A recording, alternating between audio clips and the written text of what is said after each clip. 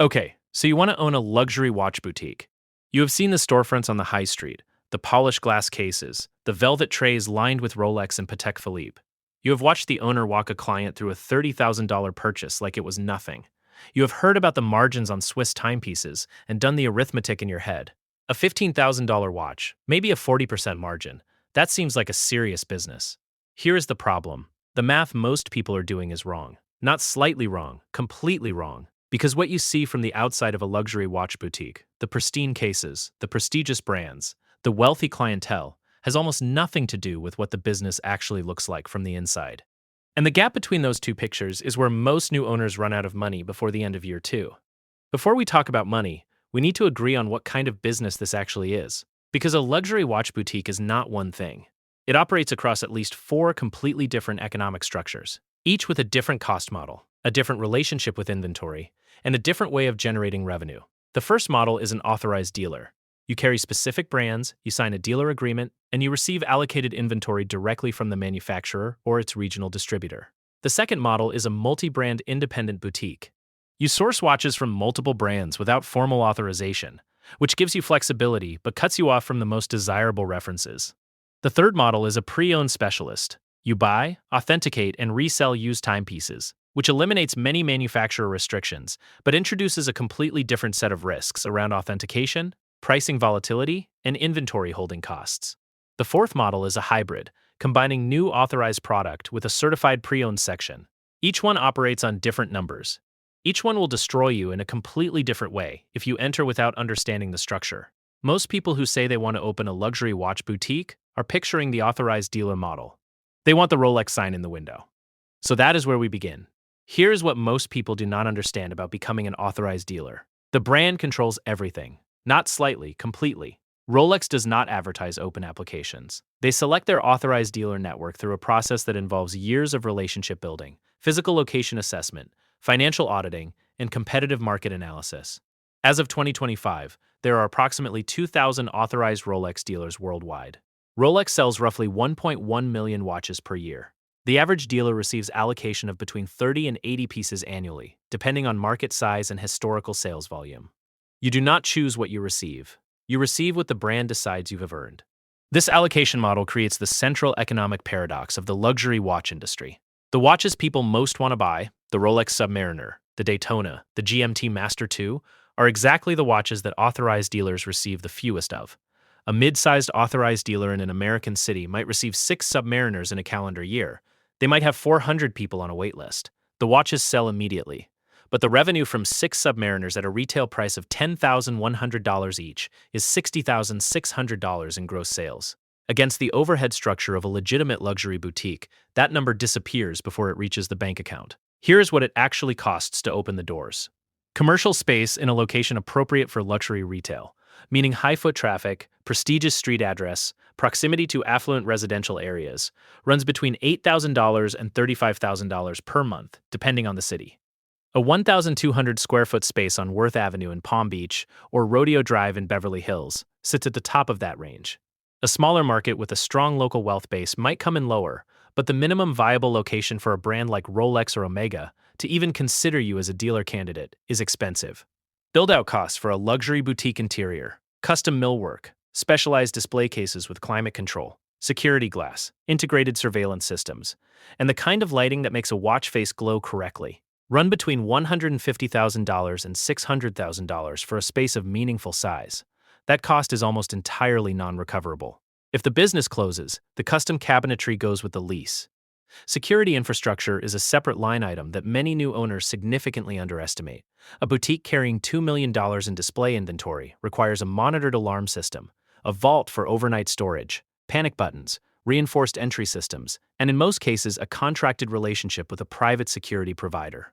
Budget $15,000 to $40,000 in upfront installation costs and $2,000 to $5,000 per month in ongoing monitoring and staffing.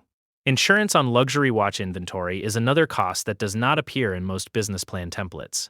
A policy covering $2 million in retail inventory against theft, damage, and mysterious disappearance runs $18,000 to $45,000 annually, depending on the insurer, the location, and the security measures in place.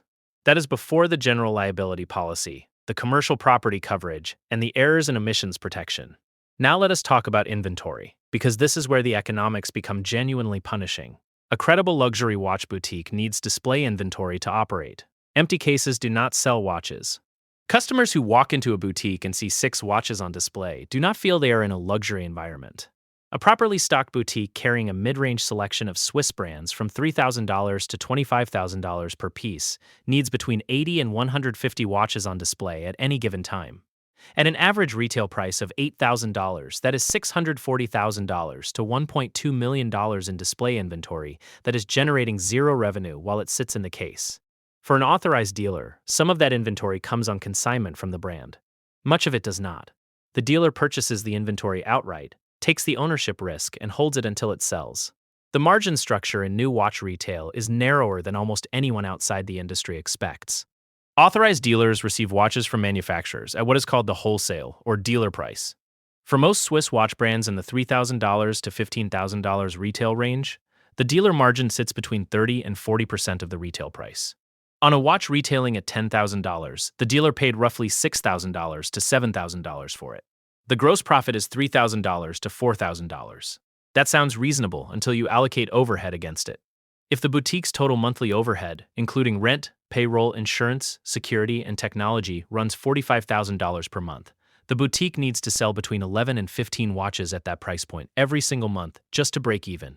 That is 132 to 180 watches per year at $10,000 average retail. For a boutique receiving 60 to 80 new pieces annually from its brand partners, the math does not close without a robust pre-owned operation running alongside it. The pre-owned market is where the margin structure changes meaningfully.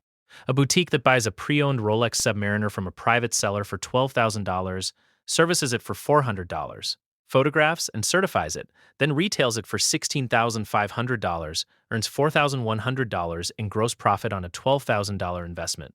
That is a 34% gross margin on a transaction entirely within the boutique's control, with no allocation committee, no brand minimum purchase requirement, and no waiting for inventory that may or may not arrive. The risk, however, is that the pre-owned market prices certain references at levels that move violently with collector sentiment. A reference that trades at $16,000 today could correct to $12,500 within 6 months if production increases or demand softens. The boutique holding that watch in inventory absorbs the full loss. Beyond watch sales, a full-service boutique generates revenue from watch servicing and repair. This stream is chronically undervalued by new owners and disproportionately important to long-term profitability. A mechanical watch requires a full service every 5 to 7 years. The service fee for a basic Swiss mechanical movement runs $350 to $900 at an independent watchmaker. For complicated movements, perpetual calendars, chronographs, tourbillons, that number climbs to $2,000 to $8,000. A boutique that builds a service client base of 300 customers cycling through service intervals generates a predictable, non-inventory-dependent revenue stream that arrives every month regardless of what the new watch market is doing. Watch strap and bracelet sales add another minor but consistent revenue layer. A proprietary strap retailing at $120 costs the boutique $30 to $45. The margin is high. The transaction frequency is meaningful. Let us trace exactly what happens financially in a single month for a boutique operating at a realistic scale. The boutique sells 8 new watches at an average retail of $9,500. Gross sales from new watches total $76,600. The boutique also sells 3 pre-owned pieces at an average retail of $14,000. Gross pre-owned revenue is $42,000. Average acquisition cost on those pieces was $9,500.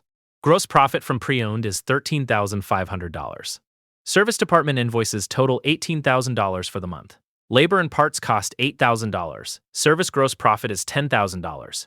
Total gross profit across all 3 streams is $50,100. Monthly overhead, including rent at $14,000. Payroll for 3 sales staff and 1 watchmaker at $28,000. Insurance at $3,200. Security at $3,500. Marketing at $4,000 and miscellaneous operating costs at $2,800. Totals $55,500. Net operating loss for the month is $5,400. This is not a disaster. This is a developing boutique in its second year finding its client base. But it illustrates exactly how thin the operating window is. The trust deficit in luxury retail is more severe than in almost any other category. A client spending $25,000 on a watch does not walk into a boutique that opened 8 months ago. They buy from the dealer their colleague recommended. They buy from the shop that has been on that corner for 15 years. They buy from the retailer whose service department they already trust with a watch they have owned for a decade. Breaking through that preference structure requires sustained presence, sustained marketing, and sustained patience. Digital advertising for a luxury watch boutique in a competitive market runs $6,000 to $18,000 per month for a program that produces measurable results. A single Google click from someone searching for an authorized Rolex dealer in a major American city costs between $8 and $22 in paid search. Conversion rates from digital traffic to in-store purchase run between 0.5 and 1.5% for luxury retail. The customer acquisition cost for a single watch transaction can easily reach $800 to $2,500 when all media costs are properly allocated. The boutiques that survive the first 3 years share a specific set of economic characteristics. They entered with a minimum of 18 months of operating capital reserves held separately from inventory investment. They built a service department from day one rather than treating repair work as secondary. They developed a pre-owned buying program that gave them margin flexibility the new watch allocation system cannot provide. And they understood, before signing the lease, that the most profitable thing about owning a luxury watch boutique is not selling watches to strangers. It is building a clientele of 80 to 120 serious collectors who return every 18 months, who refer their networks, and who bring in pre-owned pieces for trade-in credit toward their next purchase. That client pool, once assembled, generates revenue at a cost of acquisition that approaches zero. Getting there from a standing start requires capital, patience, and a realistic understanding of exactly how the money moves from the moment a client opens a display case to the moment anything meaningful reaches the owner.